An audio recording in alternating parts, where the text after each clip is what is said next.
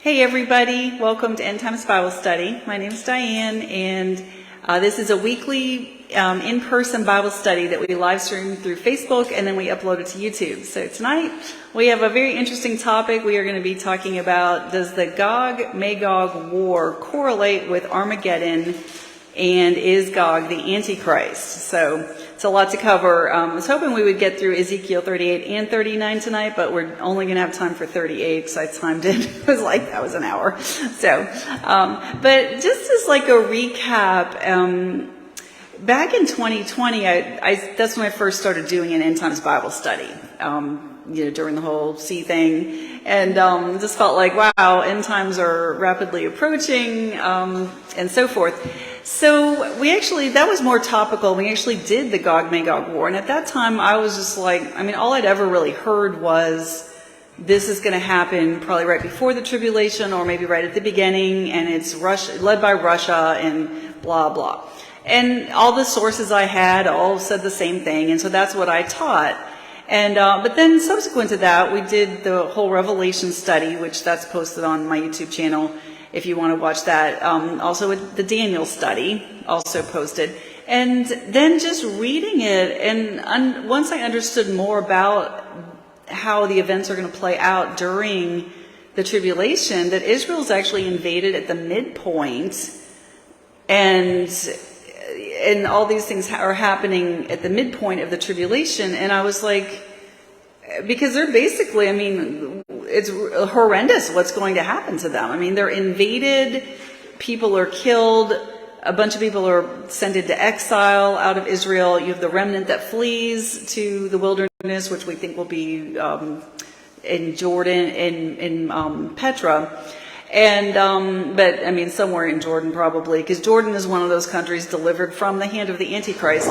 And they'll be taken care of for the last 3.5 years. We see Revelation 11:2 talking about when John's told to measure the temple that it's going to be trampled, the outside will be trampled down, like Jerusalem will be trampled down by the Gentiles for the last 3.5 years of the tribulation. So we see that there's all this stuff going on in them. And so to me, I was like, how are we going to have this Gog invasion, like maybe right before or right at the beginning of the tribulation, and God miraculously delivers them, and then at the midpoint of the tribulation, basically all hell breaks loose, and Israel's pretty much destroyed, and overrun, and all these bad things happen. And to me, that just wasn't really adding up. And then I started just really reading Ezekiel 38 and 39.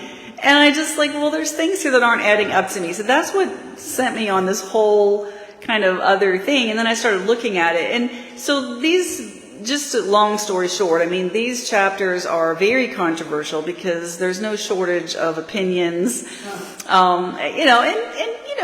Good Bible scholars,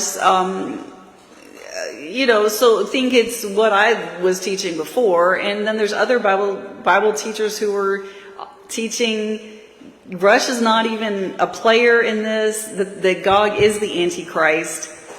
And, so you see both things. So I have a long list on the back of your thing. This is actually my list of sources.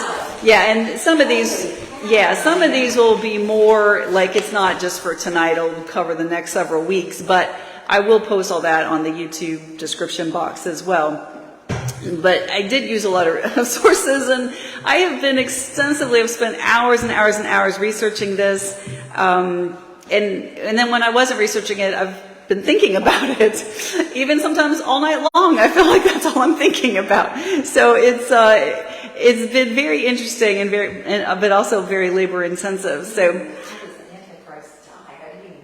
Yeah, there's actually several different accounts, and that's one of the problems with this when you see the Antichrist, because Revelation talks about the Antichrist being thrown alive into the lake of fire, but Gog is killed and buried. But there's several other areas where it talks about the death of the Antichrist in the Bible. So we're going to look at all this. And the other thing I've kind of realized is just the patterns, as I've studied the scripture, the patterns that are there.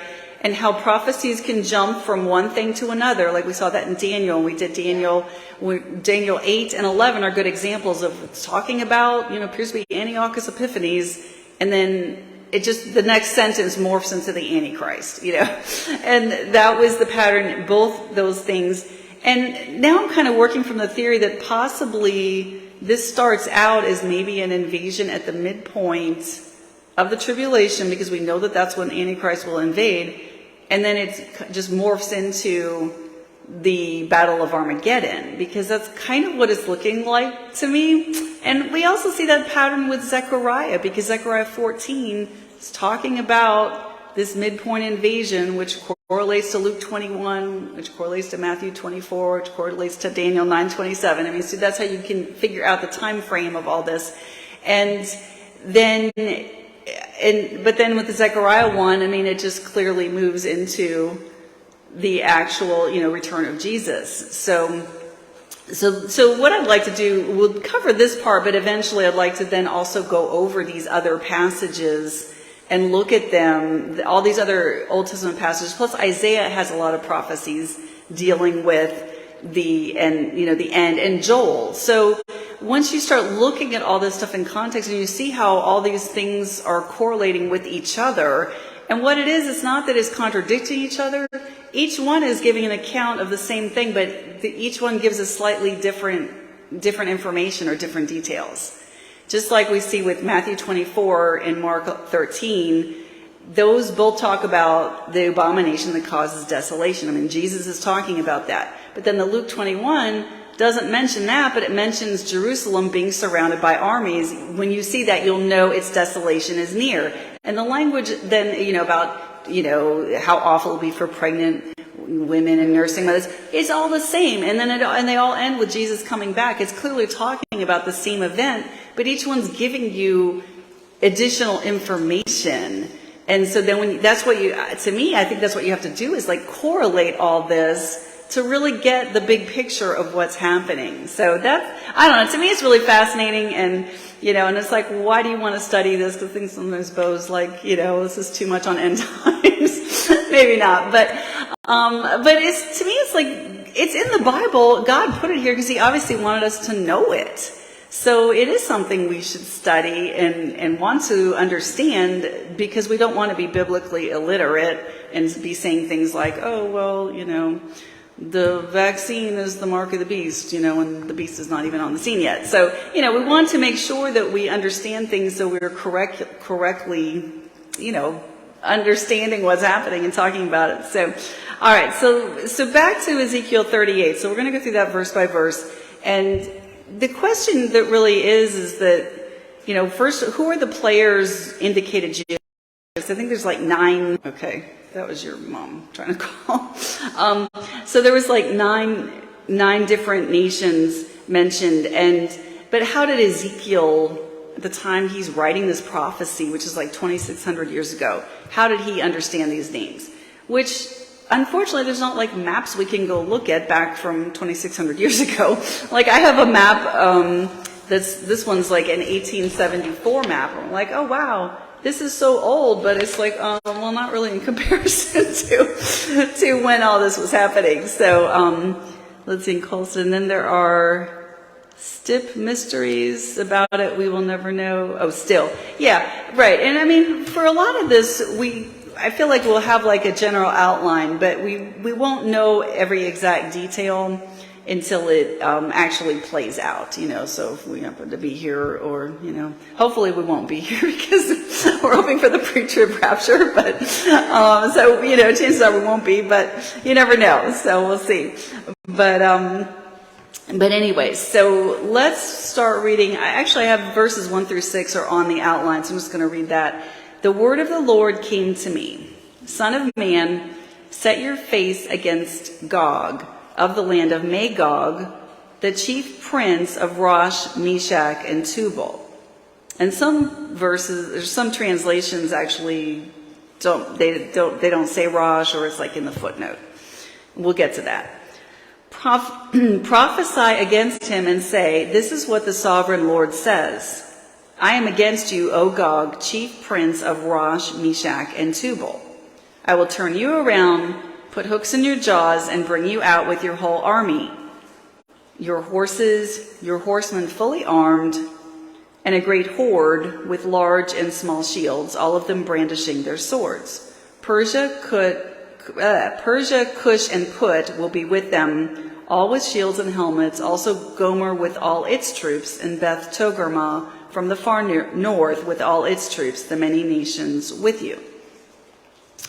All right, let me get that off of there. Okay. So now let's stop there. So Genesis 10 gives us, it's like the table of nations. And so here's like a little, I gave you guys that. And I circled it because it makes it easier. Because the sons, all right, so Noah has 3 sons, Shem, Ham, and Japheth. So they all get off the ark in Mount Ararat. So does anybody know what country today hosts Mount Ararat, like where that's located? Turkey. Yes. So, and the interesting thing is that we're going to notice is that these countries are all centering around, I mean, Mount Ararat is, let me see here, it's like around this vicinity, and there's Turkey, and these countries are all centering around. I mean, this map shows Gomer, Tubal, Meshech, and Togarmah all there in like pretty much modern day Turkey. Maybe that's part of Armenia for Meshech. And, and then above that area, we have Gomer again, and we have Magog shown over here. And so the main thing is like we've got the Black Sea and the Caspian Sea. And so then we have a lot of stuff like around that in that surrounding area. So we're going to go into this in a little bit more detail. But there were 7 sons of Japheth, which I thought that was kind of interesting just because there were 7. But we had Gomer, Magog, then there was Madai and Javan, they're not mentioned in this, then Tubal and Meshech, and they're like pretty much always mentioned together when they're talked about in the Bible. Genesis, Tubal and Meshech. And then there was another son, Tiras. Okay, and then from Gomer, one of his sons was Togarmah, and that's someone who's mentioned. And also, Javan had a son named Tarshish, and we'll see Tarshish mentioned later in this chapter. Ham had 4 sons, so there was Cush, Mizraim, which is Egypt, Put, and Canaan. And then from Cush, there was like his grandsons, there was Sheba and Dedan. Those are in modern day Saudi Arabia, and we'll talk to them as well. And then we had Shem, and then like none of his descendants were mentioned on things. So you can, if you want to, you can always Google like Genesis 10 Table of Nations. You can pull up all these genealogies. So, all right, so Gog is a title like Pharaoh or Czar. I think we're always like, Gog, what does that mean? But interestingly, there was a person named Gog. It was one of the 1 Chronicles 5, 3 through 5 gives that information. So Reuben is the firstborn son of Israel or Jacob. Okay, and so then those were the 12 tribes of Israel. So Reuben's one of the the leaders of the 12 tribes. And so it gave, like in verse 4, the descendants of Joel, Shemaiah, his son, Gog, his son, Shimei, his son, etc. And also then it was like Baal, his son. So apparently Baal came, must have come from that line. But, as we even notice today, somebody's named something and they go to some area and it's often named after them. I mean, Lawrence is named after Henry Lawrence, So, it's like very common for that to be the case. So we do see Gog listed, like the name Gog listed on some of these maps. So, let me see, it wasn't on this map, but, okay, this map here, yeah, so this map, and I don't know how old this one is, it just looks kind of old, but okay, there's the Black Sea, and you see Gog right there. So between the Black Sea and the Caspian Sea. So, which seems like that would be, modern day Russia. And then Magog is listed right above the Caspian Sea there. So, and as this map, it showed Magog up here. So moving on from Gog, Magog, is the son of Japheth, and the people of Magog, apparently that according to Josephus, these were the people that the Greeks called the Scythians, I don't know how to pronounce that. And so you will see on some of these maps, let me see, I don't think that one said it, but you will see this older map it shows Scythia up here at the top, and then it shows Magog over here.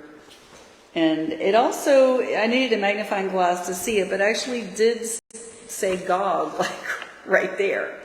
So, and I'll pass this map around later. In fact, if you on my email list, I emailed a file with all the maps that I looked at.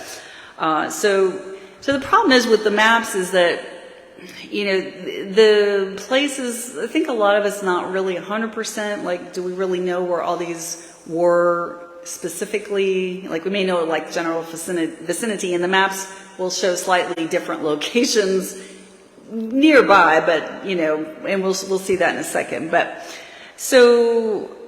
and then there's this other map. What did I do with that one? I have all of the stuff. Okay, now this map, and again, I'm not sure, that's the problem with maps. It's who made these?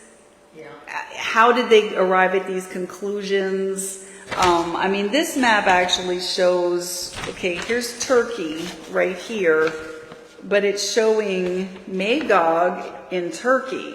I think this is the only map I saw that really showed Magog there. And then it shows Meshech, Tubal, Togarmah, all there in Turkey.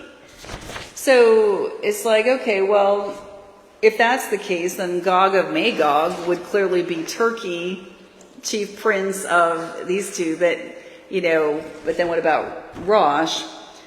So it's not clear cut, but we'll keep going. So Magog, and it could be that Magog was originally there in Turkey, because like I said, everything, the ark, they got off the ark.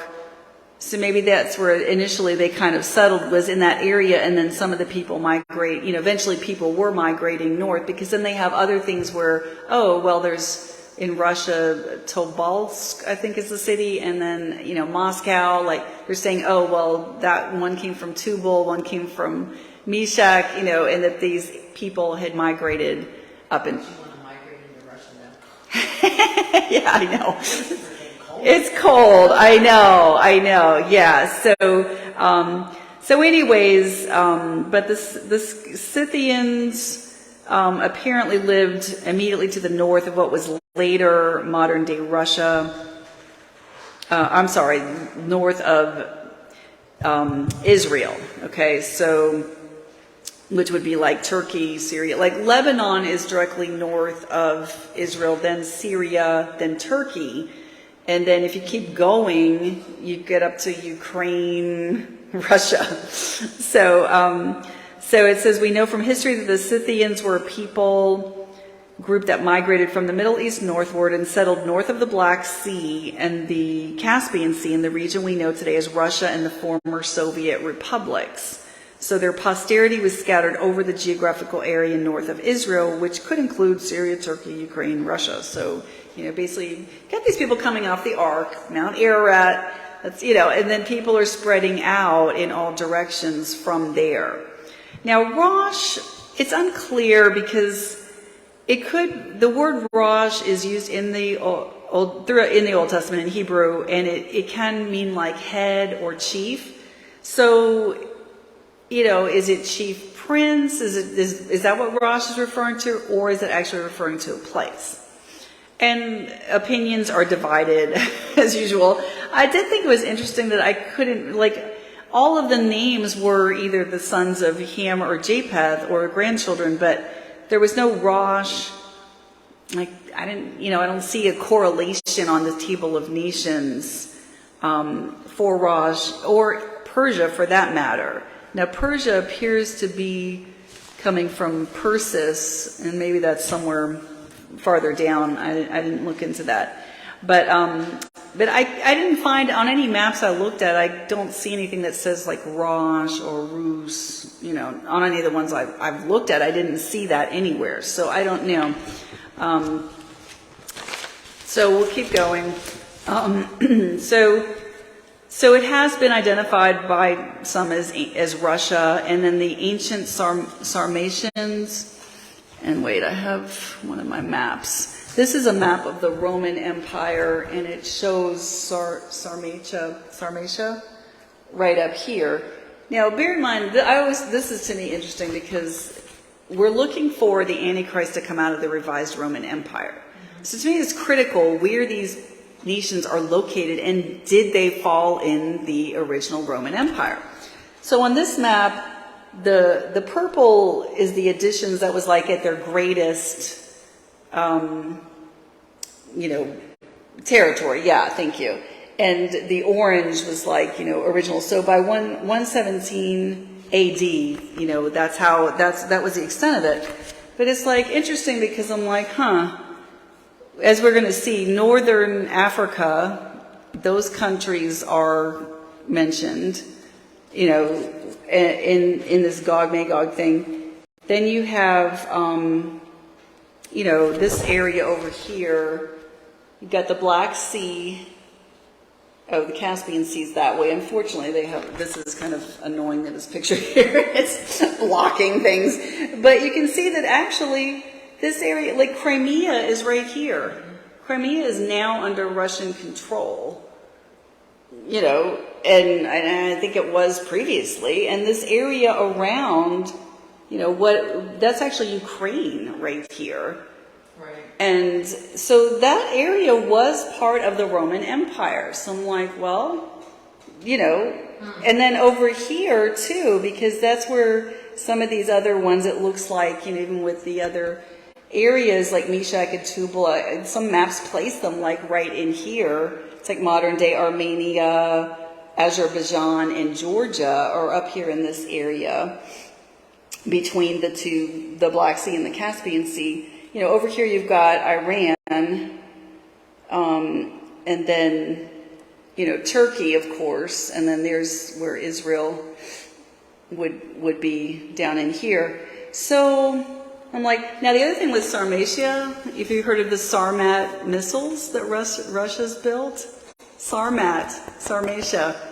I mean, that's when I saw that, I was like, oh my gosh, because and they're also referred to as the Satan II missiles. I think it's just like the Sarmat II and called Satan II missiles. Yeah, because apparently if they detonate one off the coast of England, it's so powerful it would completely destroy the entire country. That's how powerful these weapons are. The Sarmat, the Satan II missiles.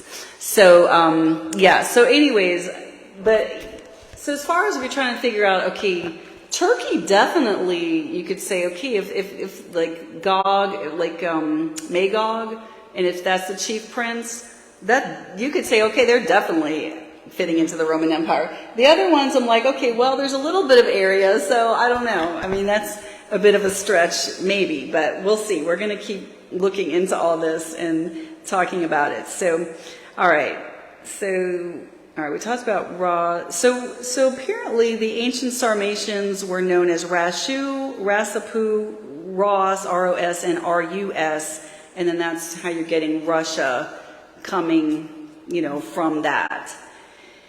So then Persia, their name was changed to Iran in 1935, and again, on some of these maps, let's see, which map?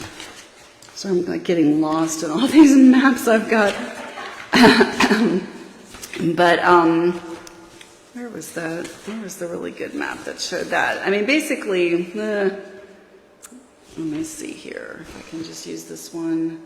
Okay, you've got the Persian Gulf down here, and then like Persia and Elam, if you remember Elam from when we were talking about Daniel. So, but the Persian Empire, wait, where was that map of that? Because that one showed, yeah, I mean, this shows like then and now on this map. So that's the Babylonian Empire, and that's the Persian Empire.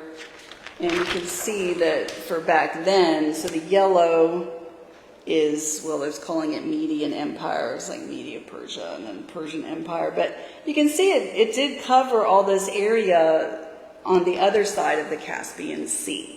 You know, and like Turkey, I mean, it covered, and especially once it became the Persian Empire, it's covering quite a bit there. But today, basically to the, I guess we would say to the right of the Caspian Sea, or I guess to the east, I have to think about the directions. That's where all those Stan nations are, like Kazakhstan and all that. So, you know, like, well, so could those be also, in fact, this map shows it better. Because here's like, okay, Caspian Seas, you've got Iran, and so Persia covered more than just modern day Iran. You know, but you've got Turkmenistan, Kazakhstan, Uzbekistan, Afghanistan, Pakistan. So some of this area could also be in play with. All the stands, how they come up with Iran. Yeah. Should have been Iranistan. Iranistan, yeah, I know. I mean, Yeah, that's true. Yeah. So, but yeah, in fact, this one's good for showing up here, you know, like the Black Sea and the Caspian Sea, and then you've got Georgia. This is actually Russia in the brown, and then Azerbaijan and Armenia, and then Iran, which, you know, right now, if I don't know how much is covered in mainstream media, but the Telegram channels I follow talk about, like, right now there's all this conflict between Azerbaijan and Armenia, and they're, you know, and then Iran was going to send troops to the border, and then Turkey was like warning Iran, don't you dare do that, and so I'm not really sure what the upshot has been, but you know, I'm like really, it's just interesting because all this action right now is taking place. I mean, we're looking at the Black Sea and all this area around it, and the Black Sea, that's where right now, you know, you've got Ukraine right above it and then Turkey below, but there's all this stuff with the Black Sea, and Russia's saying the ships can't go through. and there's so much going on over there that our media isn't even covering. The Armenia's not covering. Yeah, probably not. I don't know, because I don't really follow. Britain goes to Al Jazeera to find out stuff. It's the only place you can really get any good. Okay, go to Al Jazeera to find out media coverage. Yeah, well, you know, but the Russian Telegram channels are pretty good. And I also follow Emir Sarfati, who's a Jew, a Messianic Jew in Israel, and he always puts out good stuff. So, in fact, I do have a Telegram channel for End Times Bible Study, and I try to post anything I think is of interest on my channel. So you can always let me know if you want to join that.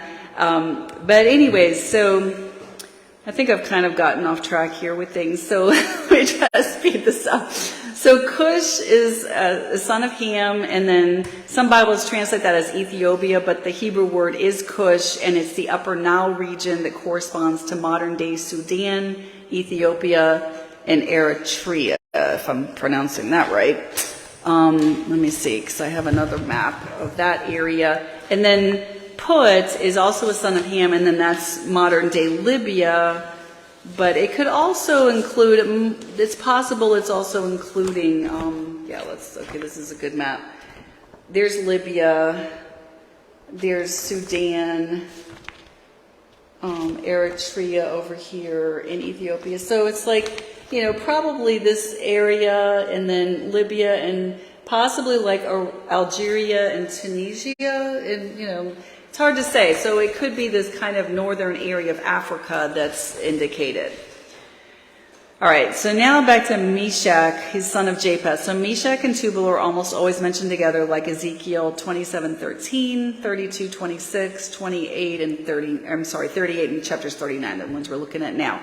So some maps place Meshech in modern-day Turkey, others correlate it with Moscow, and still others with Georgia and Armenia, like that vicinity. And it's identified by Josephus with the Cappadocian Moshini or Mushki, also associated with the Phrygians or Burges, and that's also areas in Turkey, and their capital, Mazaka. In addition, Georgians have traditions that they and other Caucasus people, such as the Armenians, share descent from Meshech, Tubal, and Togarmah, and some maps place Meshech and Tubal in that vicinity. Which makes sense. Again, you have the people spreading out, they're all interrelated. Actually, I mean, coming from the flood, I mean, even today, every single person on the earth is related because we all came from either Shem, Ham, or Japheth. So if you're European, like I'm from Japheth, that would have been my ancestor, probably for you guys as well. Yeah, so for most of us over here in America, well, I don't know, but, I guess I shouldn't make a generalization, but anyways, so where was I? Okay, so now Tubal, another son of Japheth. So some maps indicate an area in modern-day Turkey. Others correlate it with the Russian city Tobolsk, and Assyrian sources mention the Tabali, an area in modern Turkey, and another map shows Tubal as below the Caucasus Mountains between the Black Sea and the Caspian Sea. Meshech is to the south of Tubal below Mount Ararat on one of those maps, which I think you guys, one was I gave you. That would put both of them in the vicinity of modern-day Georgia, Armenia, and Azerbaijan. So Turkey, that area is where you would be looking. And then Gomer, another son of Japheth. So he's believed to have lived north of the Black Sea, according to Homer, and then later they moved southward from their homes north of the Caucasus Mountains, invaded Asia, and threatened the Assyrian Empire, and then they were defeated by Esarhaddon of Assyria. They turned west and overran parts of Asia Minor, maintaining a foothold in Cappadocia, which is more or less southwest Turkey. So that's why you'll see them you'll see Gomer on the map in Turkey, like right there, but then you'll also see Gomer listed up here, which to me that's going to be, I mean, if the map's correct, that's like Ukraine area. So some are trying to say, well, it's like Europe, but I don't know. I don't really see that. So, all right, then Beth Togarmah. I think Beth means like house of, so house of Togarmah, and that's the son of Gomer. So Josephus identified them with the Phrygians north of Cappadocia in Turkey. So again, in Turkey, who were famous for their horses, mentioned in Ezekiel 27:14. Other writers point to the Armenians who claim Hake, son of Thorgam, as their ancestor. So, again, probably the same thing. So area of Turkey or over there in that Armenia area, so forth. So, and then it also says in there the many peoples with you. So it kind of implies that, is that just referring to those particular nations, or is it referring to other people coming along with them? And, like Lebanon's not mentioned, but Lebanon's pretty much in complete shambles at this point, and they're kind of overtaken with, like Hezbollah and all these terrorist sort of groups. So you could have like these other terrorist groups that, joining in. Same thing with Syria. They're kind of in a shambles. And interestingly, I mean, Russia, Turkey, and Iran all have troops in Syria. So it'd be very easy, if that's the coalition, it'd be very easy for them to invade into Israel through what's already set up. So that might be why you don't necessarily see. The other thing, too, I wanted us to think about, if this is midpoint of the tribulation when it starts, or even if the whole thing's really at the end, but, I mean, like, number one, we don't even know how this Russia-Ukraine thing is going to play out. And it's interesting because at one point Russia had the whole USSR, all that land, and now it has broken into these other areas. We don't know how things would change again. Yeah. I mean, there could be a massive shift depending on how these things play out. And Daniel 11 also talked about the Antichrist. Let me see. He honors those, who acknowledge him, making them rulers over many and distributing the land for a price. So borders could be changing, I mean, what we think of as, okay, well, this is this area, now, I mean, things could be shifting by the time that all this plays out. All right, so bottom line, so we have a general idea of the area involved. We can say, this area, definitely Turkey is clearly involved, Iran, You've got these North African nations, Magog's up here, so we have an idea. But according to the Baker's Bible Atlas, which that's what this map is from, they said the exact location of these nations in many cases is indefinite and conjectural. So, the area involved would seem to include southern Russia at least, Ukraine, Turkey, Armenia, Azerbaijan, Georgia, Iran, Sudan, Ethiopia, Eritrea, Libya, possibly Algeria, and Tunisia, and, possibly like Afghanistan and some of those other Stan areas. But you kind of get down to who is the chief prince of Rosh, Meshech, and Tubal. Because if Meshech and Tubal are primarily associated, if you're looking at it from saying, okay, these early maps are placing this all in Turkey, you would say, okay, well, then, Gog would have to be, from that area.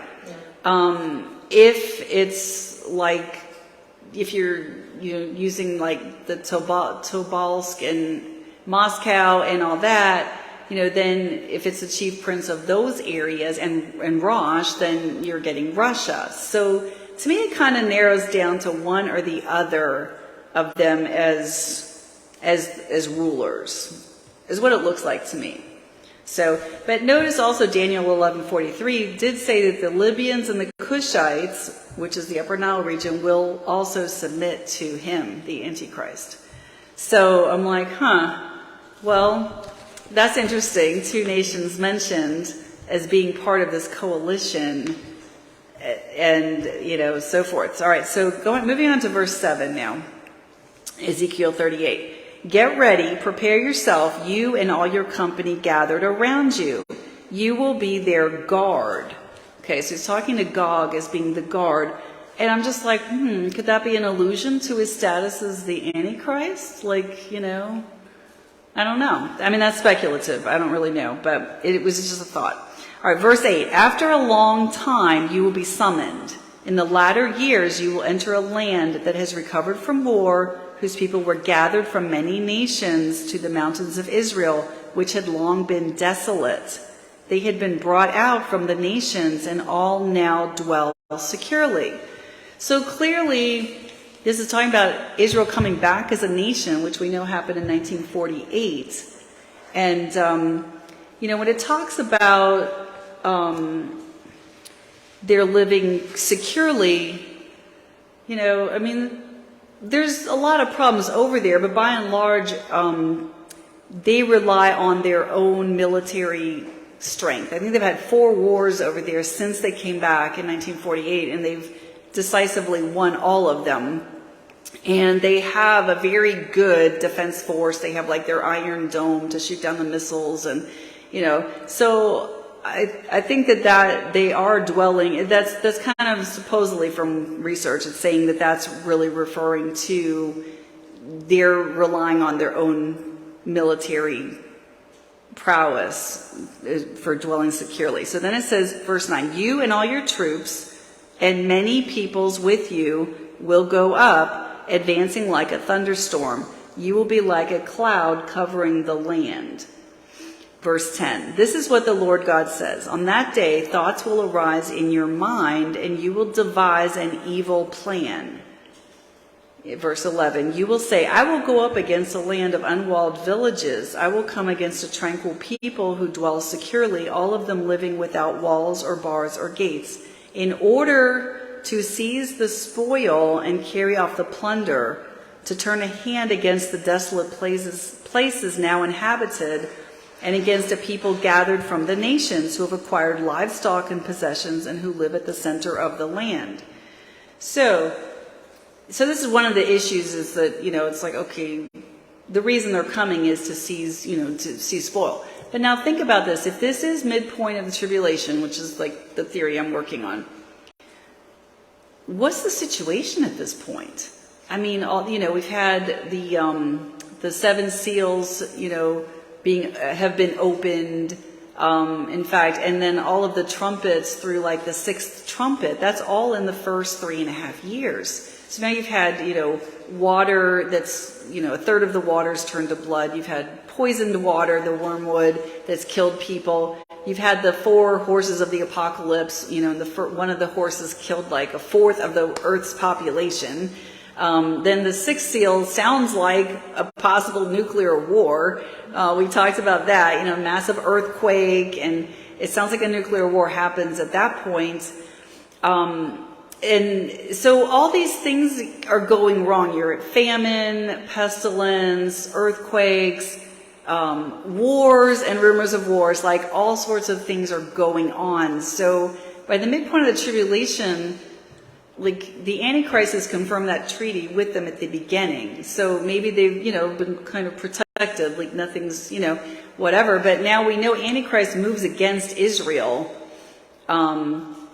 because he's going to go in and stop their sacrifice and set himself up as God in the temple. Right. So, and so all these things, then, everything starts going wrong for Israel at this point.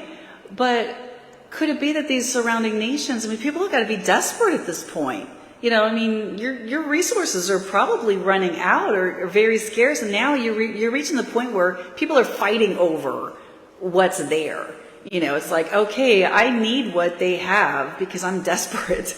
Plus those nations surrounding Israel, they're all, the ones we mentioned other than Russia, it does have a lot of Muslims in their country, but the other ones are all predominantly Muslim nations who hate Israel and want to destroy her anyways. So it really wouldn't take much to set them off. But but if you think about it, like for right now, number one, Russia's already embroiled with Ukraine. I can't see him getting involved in some invasion until that's settled, and who knows how that will play out.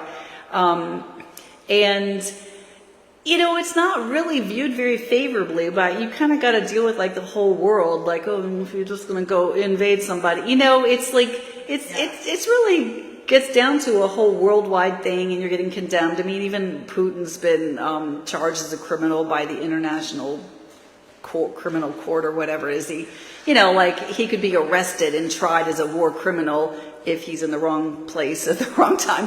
So, I was going to say, good luck getting to him. Yeah, good luck getting to him. Right. So, it's kind of like, that kind of, to me, would make sense at midpoint that this invasion would happen because people are looking for the stuff. So then you have, verse 13, it says, Sheba and Dedan and the merchants of Tarshish with all its villages will ask, have you come to capture the plunder? Have you assembled your hordes to carry away loot, to make off with silver and gold, to take cattle and goods, to seize great spoil?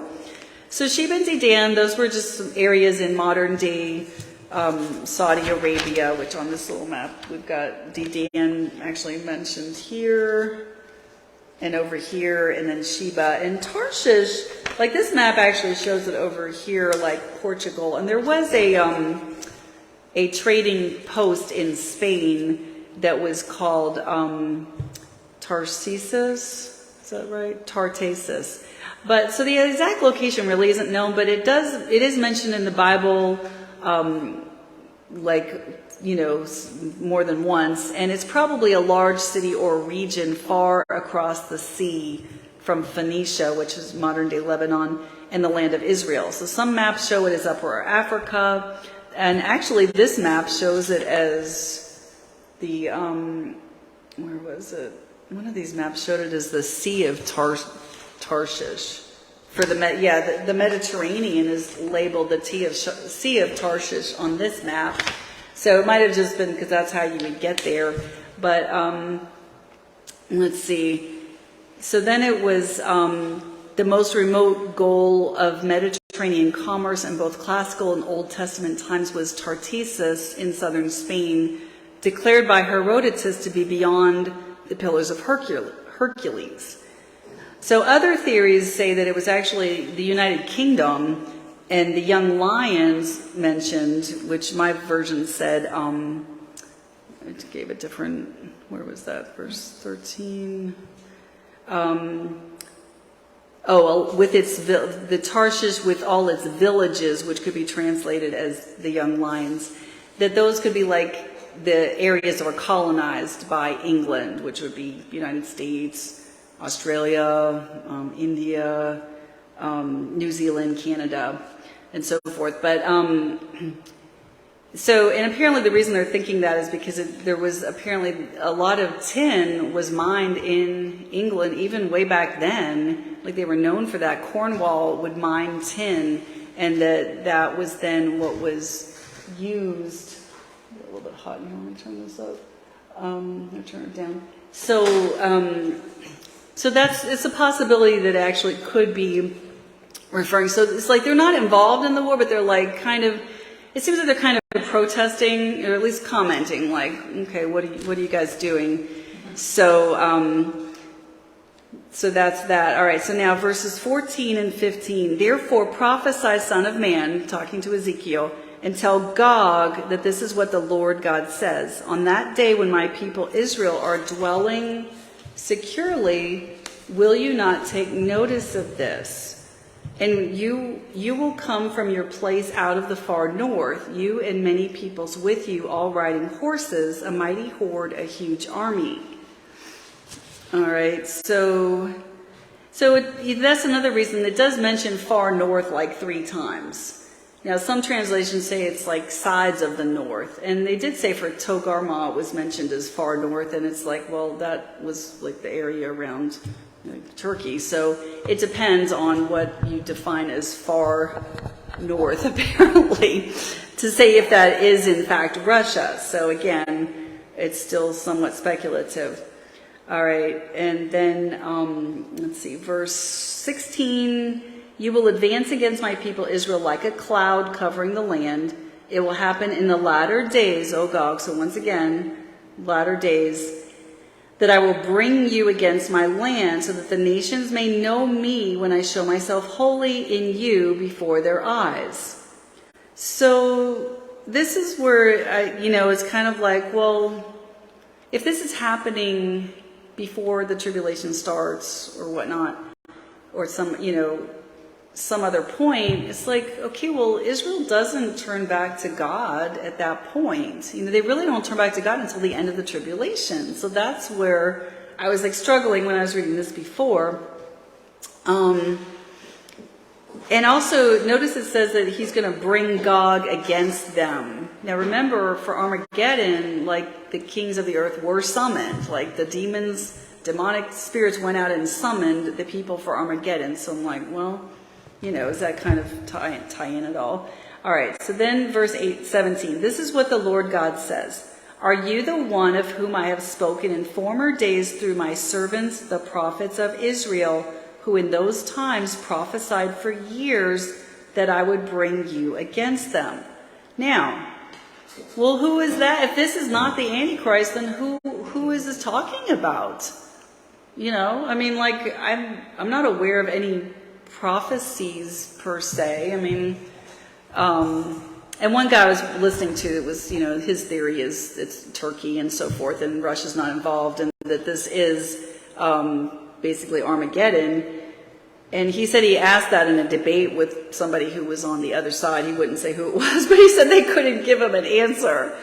So on the other side. Well, like what I used to be teaching, like that this is a pre-tribulation war or right at the beginning, and that Gog is not the Antichrist. This other guy's like, Gog is the Antichrist and Turkey is the nation involved. That's the map he was using, the one that showed Magog and Turkey and stuff. So, and those links are on there. That's actually Joel Richardson, I think. I read his book like some years ago, probably at least 10 years. It was like The Coming Islamic Antichrist. So he's been around for a while, writing books and talking about things. So, all right. So then, the prophets. Yeah, so who is this if it's not the Antichrist? All right, verse 18. Now on that day when Gog comes against the land of Israel, declares the Lord God, my wrath will flare up. In my zeal and fiery rage, I proclaim that on that day there will be a great earthquake in the land of Israel. The fish of the sea, the birds of the air, the beasts of the field, every creature that crawls upon the ground, and all mankind on the face of the earth will tremble at my presence. The mountains will be thrown down, the cliffs will collapse, and every wall will fall to the ground.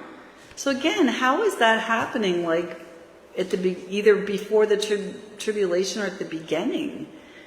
Number one, this is where I think now it's shifted. If I'm right about it, it starts at the midpoint. That by this point, I mean, this is sounding to me like the end, because Revelation 16, 18 through 20, that's the seventh seal. So at this point, you've had the kings have all been assembled for Armageddon.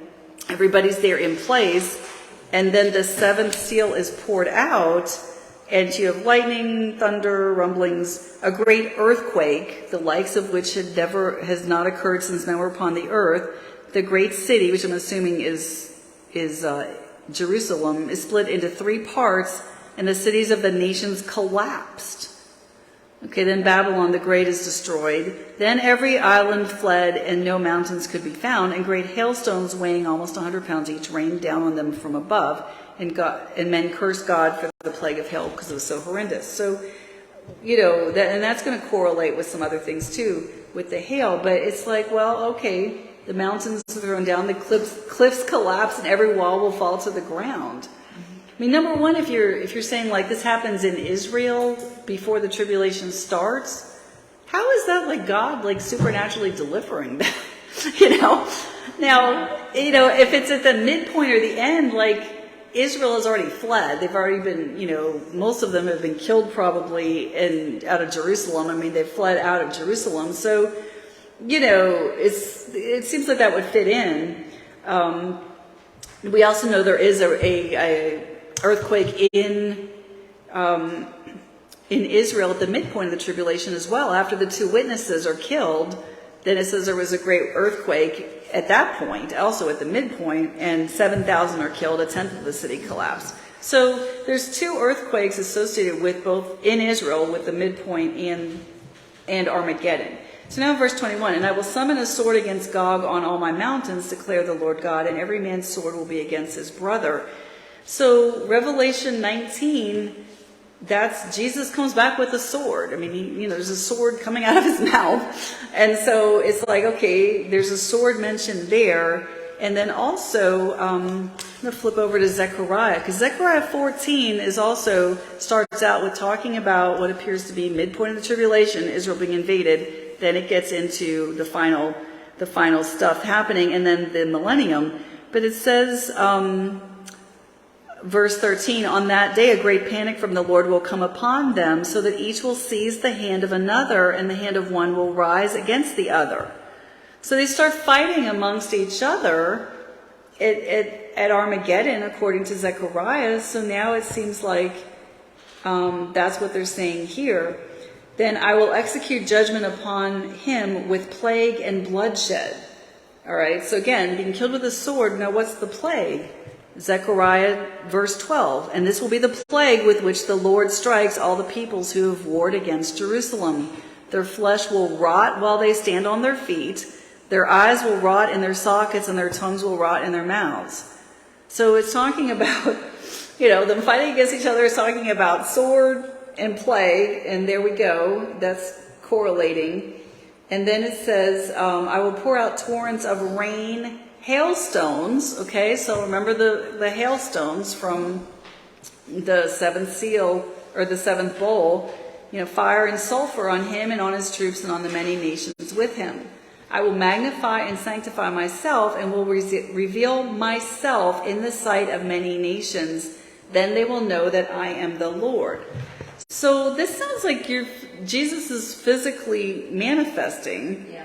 And again, that's correlating Matthew 24:30, where he comes back and people see him returning.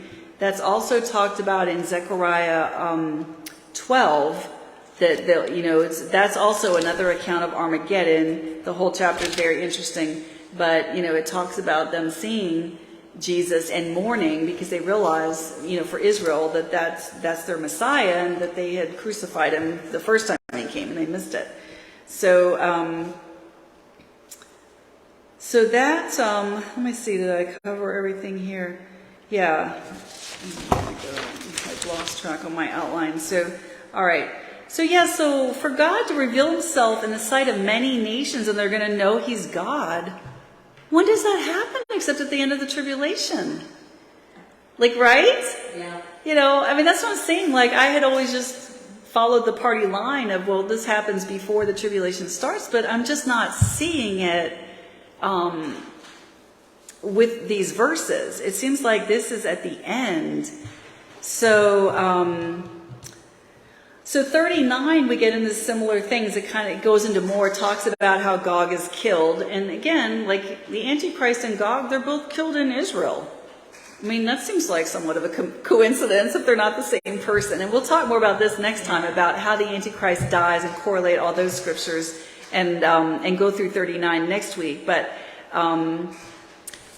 you know, and also more information on both Russia and Turkey, because Turkey actually plays a pretty big role throughout Bible history and even after. I mean, the whole Ottoman Empire, that's what destroyed the Roman Empire, you know, the final Eastern Empire.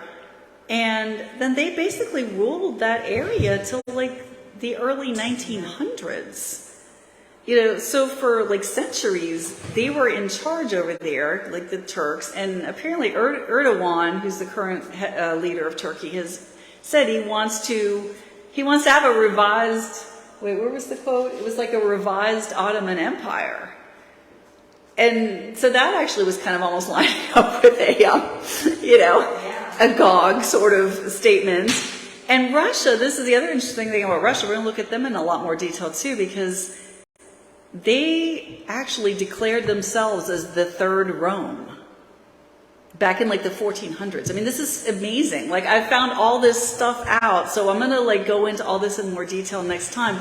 But I was like, well, could that tie in? Because Rome was the original capital of the Roman Empire, and then they kind of, you know, that we say it split. Apparently they never considered it split. They still considered it as one entity, but you had kind of the eastern half and the western half, and then but that makes sense too with the way everybody migrated.